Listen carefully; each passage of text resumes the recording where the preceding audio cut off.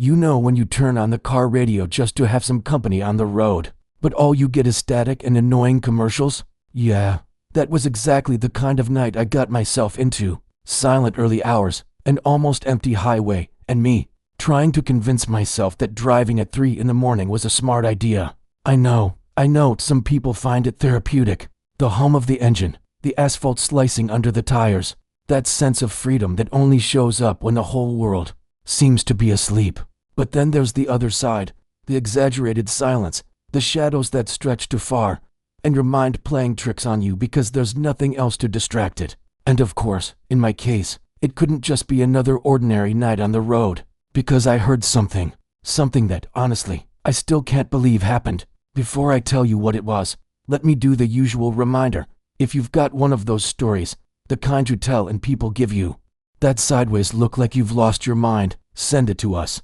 Seriously, better to share it with strangers on the internet than keep it bottled up until you convince yourself you're crazy. And here, we don't judge, or at least, not too much. Anyway, my story starts with static. I was trying to find a decent station. You know how it is driving late at night. Half the stations are off the air, and the other half only play bad 80s music or random religious sermons you never asked for. After a few minutes spinning the dial, I found a weak signal with a voice in the background. I figured it was some late-night show running pre-recorded interviews, but it wasn't. The voice was low, buried in the interference, and it didn't sound like a host.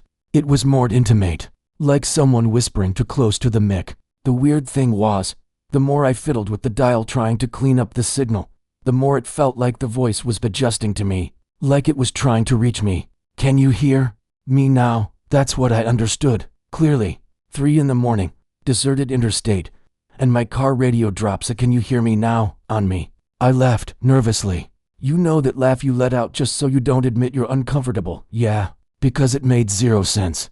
Probably just a coincidence. Maybe some stray amateur radio call. Maybe even a lost clip from some interactive program. But the tone felt personal. I kept driving, hoping it would stop, but the silence didn't come back. The voice stayed, clearer than before, and now it seemed to be talking directly to me. Don't take your eyes off the road. Keep going, okay? That's when I started sweating, because how the hell did that make sense with what I was doing right then?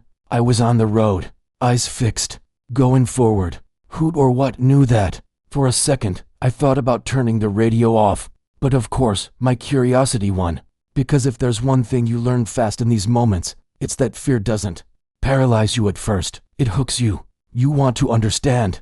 You want to hear more. The voice repeated, "You're alone." I gripped the wheel tighter. Yes, I was alone, but that wasn't obvious information. There was no way someone on the other side could be sure, and yet it sounded like a statement, not a question.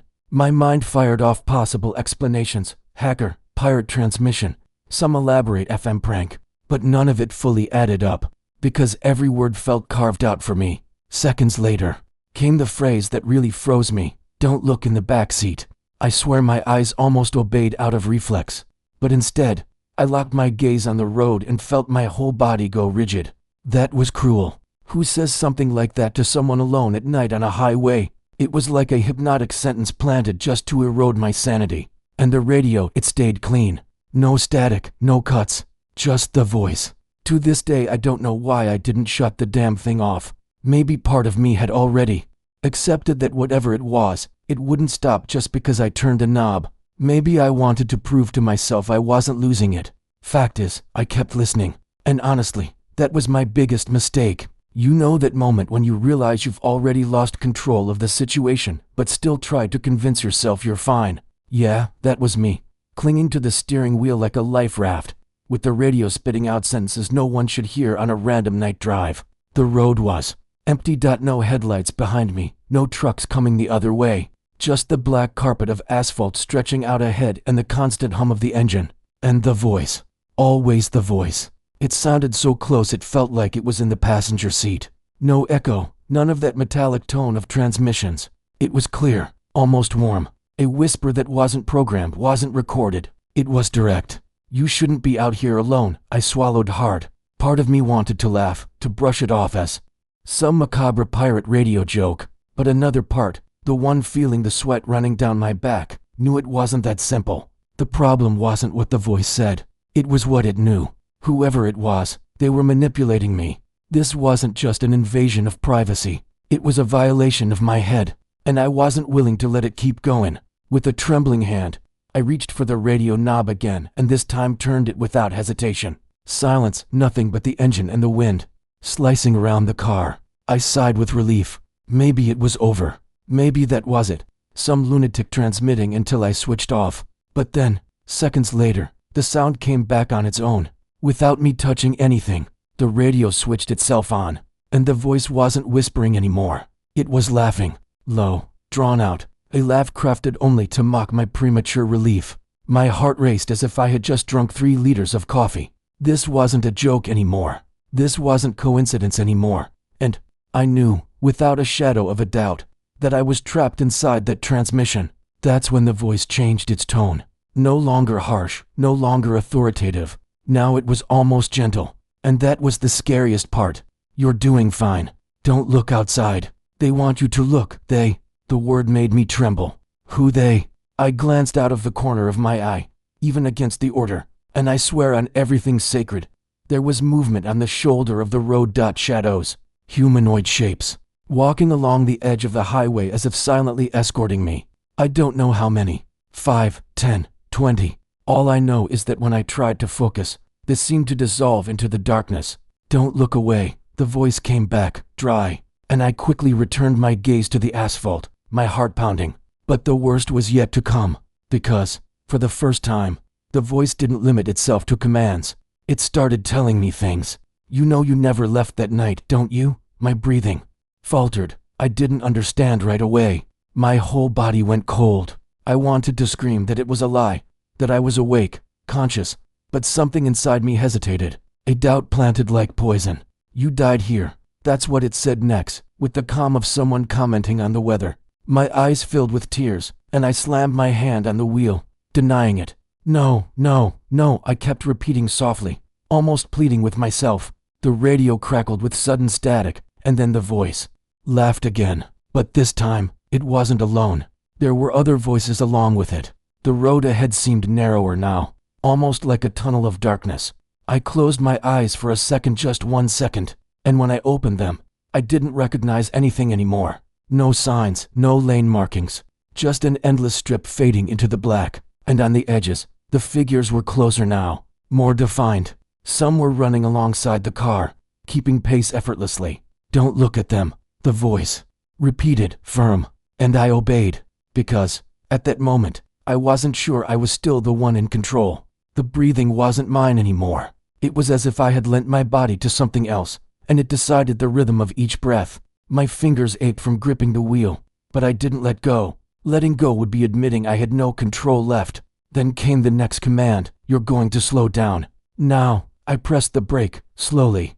The car decelerated, and the figures at the roadside seemed to quiver, as if pleased. I swear I saw some tilt their heads in a synchronized, almost reverent gesture. I drove for a few minutes at 25 miles per hour. The engine made a strange sound, like it resented running that slow in that gear. But the radio didn't care about the car. It cared about me. Now, turn off the headlights. No, I couldn't do that. It was the middle of the night, the road a black tunnel, and the figures were all ready to close. Without headlights, I'd be blind. Turn them off. This time, it wasn't a request. It was a sentence. My hands trembled but moved on their own toward the light switch, and with a click, I plunged into total darkness. The car sliding silently through the void, the radio breathing in my ear, and yet I could see. I can't explain how, but without the headlights, the asphalt seemed to emit a pale glow, as if it was painted from the inside out. I followed the invisible line, and the car stayed on the road. The figures were now almost brushing against the car's body. I couldn't see them clearly, but I felt their presence, like people walking pressed up against the metal, their invisible hands grazing it. Then the voice changed again, giving instructions. You're going to turn left. When we say, the problem, there was no road to the left. No exit, no junction, nothing. Just a void I couldn't see. Left. Now I turned the wheel, and the impossible happened. The road responded, as if a path had appeared right there. At the exact moment I obeyed, the car didn't fall, didn't skid. It just kept going. as if the road had always been there, waiting for me to believe in it. At that moment, I realized I was no longer driving on a real road. I was driving on something they had created, a labyrinth of frequencies, of orders, of commands. And if they could invent roads out of nothing, they could take me anywhere they wanted. The road changed before me, and when I looked through the windshield, I saw it.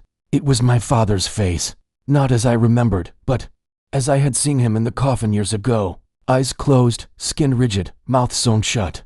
Only this time, the eyes opened. You never listened to me.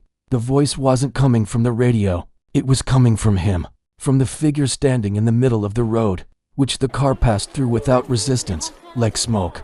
I screamed, nearly losing control of the steering wheel. The radio exploded in laughter, dozens of them, all at once, as if celebrating my reaction. I didn't think, I swear I didn't think, but the road seemed to pull memories out of me, and at the next turn, there was my mother. Only she wasn't speaking, she was crying. "Stop showing me this," I shouted, my throat dry. The car kept moving as if it was being pulled, not driven. Suddenly, I recognized the scenery. It was my childhood street. The cracked asphalt, the leaning light pole, even the makeshift soccer field on the vacant lot. Only something was wrong. It wasn't lit by the yellow glow of the streetlights, but by a weak, cold light coming from nowhere, as if it was a projected memory, not the real place. And worse, it was empty, completely. Suddenly the voice whispered, "Look for who you lost." I gripped the steering wheel until my fingers hurt.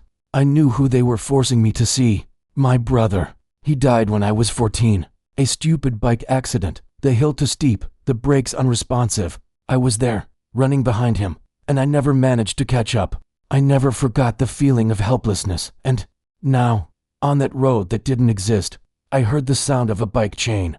I looked in the rearview mirror, and there he was, my brother, pedaling behind me fast, but with a pale face, stained with dried blood, and his eyes fixed on me. "Faster," the radio ordered. I slammed the accelerator without thinking. The speedometer climbed to 70, 75, but the reflection in the mirror stayed right behind. You weren't supposed to be alive. My whole body froze. So this wasn't just a replay of what I'd lived. It was something being edited, manipulated, distorted. I no longer knew where the memory ended and the invention began. The car stopped on its own, as if it had reached a mandatory point. The radio hissed, but the voice didn't come. Silence. The engine rumbled low. The headlights were on again, cutting through the darkness. For a moment, I almost believed I'd woken from a nightmare. But then I looked at the dashboard. The radio showed a frequency I'd never seen before, 0.0 FM. And from the speaker came the sentence that broke me completely. "Welcome back. Now, tell it again." And I realized I had heard that before. Not that night. Another, maybe dozens of others. A suffocating deja vu took over me. I remembered. I had already driven that road. I had already heard that voice. My eyes started to burn. I didn't want to believe it, but my body was already moving on autopilot. Hands steady on the wheel, eyes fixed on the asphalt, and the road starting over. Weird speed sign. Silhouettes on the roadside. The first command. All over again. Only now, I realized, I wasn't living the road. I was repeating the road. Repeating it until I faded away. For a moment, I considered driving the car into the trees, ending it right there. And then I understood the scale of the hell I was in. It wasn't about dying. It was about never dying. Being remade. Put back on the road. Again, again, again. Each time more fragmented. Each time less me. The radio crackled one last time on that loop, and the voice, clear, said, "Drive, until you forget who you were." And I obeyed. At first, I could still tell my voice from theirs. When I spoke, I knew it was me. When the radio answered, I knew it was them. But over time, the lines blurred. "Keep driving," said the speaker. And sometimes I wondered, was it me who said that? Or just thought it? Hours stopped existing. Maybe days. Maybe centuries. The sky didn't change. The road didn't change. But with each turn of the cycle, something in me was lost. Little by little, I faded. Not like someone who dies, but like someone being rewritten. And then, one night or what felt like night, something new happened. The road split. Two identical lanes, pulling apart. And the radio asked, "Which one do you choose?" My hands trembled on the wheel. I had never had a choice. It was always the same route, the same curse repeated. Now there was a fork. I took a deep breath, and for a moment, I felt hope. Maybe this was the way out. Maybe this was what no one before had achieved. But when I looked at the dashboard, I realized I wasn't alone in the decision. The speedometer needle was moving on its own, tapping back and forth, like a head-shaking no. The wheel grew heavy, pulling to the right, while something inside me screamed to turn left. Two forces, two commands, and me in the middle. The car shuddered, the asphalt cracked, and before I realized, I had already passed the fork. But I don't remember which side I chose. I only remember the sensation of having been split in two, as if one part of me had gone left, and the other right. And that's where the worst phase began. Because now, it wasn't just my voice and theirs. It was two versions of me, inside the same head. One whispered, accelerate. The other insisted, brake. And me, stuck between the two. I no longer knew who I was. Little by little, I began to believe that maybe I had never been a single person. It was at that moment that I felt something break inside me. As if the memory of my life before the road had only been invented. A memory planted to keep me obedient. My childhood, my friends, my brother. Everything started to sound like invention, like a poorly written script they gave me to perform. That night I realized the worst wasn't dying. The worst was dissolving until you no longer knew if you were alive, dead, or merely transmitted like a lost frequency. And then the truth hit me like a blunt impact. Each trip, each road, each order, each manipulated memory, all of it was part of a loop I couldn't break. My physical me was just repeating, obeying, and my true self was trapped, bodiless, inside the frequency. I tried to scream. The mouth inside the cabin opened, but no sound came out. The radio repeated what I was trying to say, but distorted, not as I spoke, but as they wanted me to speak. The unknown driver accelerated, and the road began to repeat again. Same strange signs, same figures, same commands. And I just listened, trapped in the frequency, each time more faded, each time more dissolved. Before I could process more, the radio burst into intense static. The others in the car looked at me, or rather, looked at the radio. And at that moment, I realized the cycle isn't just about obeying. It's about keeping the system running. Each driver, each version, each frequency, all fragments keeping the road alive. If I tried to interfere, maybe it would all end, or maybe I would just disappear for good. The car kept going, the road folding in on itself, the figures keeping pace. And I, inside the radio, began to feel that every memory, every thought, every breath I'd ever had was slowly being erased. The car ahead of me, or rather, ahead of my fragment, sped along the endless road. The radio hissed, pulsed, transmitting my own consciousness inward and outward. I no longer knew if I truly existed at all. The car ahead, driven by my unknown fragment, accelerated down the infinite road. The radio pulsed, with my own voice, but distorted, multiplied, turning each thought into orders, each memory into commands. The female voice I'd heard before spoke once more. Choose. The word echoed in my mind, while I, trapped in the frequency, felt my consciousness dissolve further and further. If I stayed in this cycle, I would survive, but only as a transmitter, without a body, without a past, without identity. If I tried to reclaim my body, maybe I could return, maybe I'd vanish entirely. I looked into the rearview mirror of my fragment, and what I saw chilled me. Another car, identical to mine, appearing behind. Another me running the same road, following the same signs, obeying the same commands. The cycle was repeating simultaneously, overlapping. I took a deep breath, trying to gather everything that still felt like mine. And then, silently, I thought, if I let myself remember, maybe I can fool them. The radio hissed, don't you dare. Remembering is suffering. But I kept going. Each fragment of memory returned. The street of my childhood, my brother's accident, my mother smiling on some distant day. And, for an instant, I felt something I'd never felt during the cycle, free will. My fragment in the car seemed to feel something too. The steering wheel trembled, swerved slightly off the line, as if hesitating. The radio crackled furiously. Come back, obey. Now, I didn't obey. Instead, I focused my consciousness, trying to pull my presence back into the body. An impossible, painful effort, like tearing my own mind apart. And when I felt the energy of the frequency vibrating in every cell, I realized the car responded. It wasn't my hand, it wasn't my fragment, it was me for real, occupying the wheel again, feeling the cold metal, the heavy wheel, the pedal under my feet. But there was a price. I looked at the radio, and the female voice said, "You've returned, but for how long?"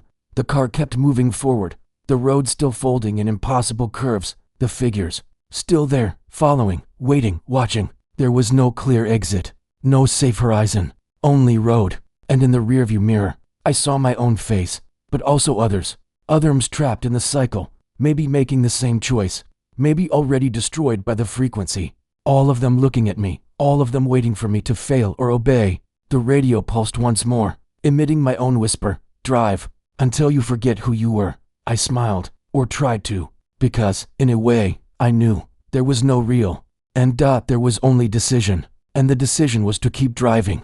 The divided consciousness still pulsed in the frequency, but now, somehow, I was aware of the trap. And that was something. The car raced down the endless road. The shadows on the shoulders merged into impossible shapes, the figures now dancing with an imaginary wind. The radio kept speaking, but no longer with absolute control. There was a space, small, faint, where I could still think. And at that moment, I understood. The cycle doesn't end. The road doesn't end. And maybe there's never an exit. But as long as I breathed, even if only as a voice, even if only as a fragment, I could still choose. The car vanished around the curve.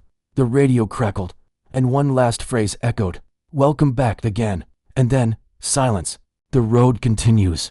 The car continues. And me, I do too. And then you realize, after all this, that the road never ends, that the radio never switches off, that the voice, or voices, aren't out there just to scare you. They're inside you. You might wonder, did he manage to return to his own body? Or is he trapped forever, only echoing through the frequency, repeating each command, each memory, like a digital ghost?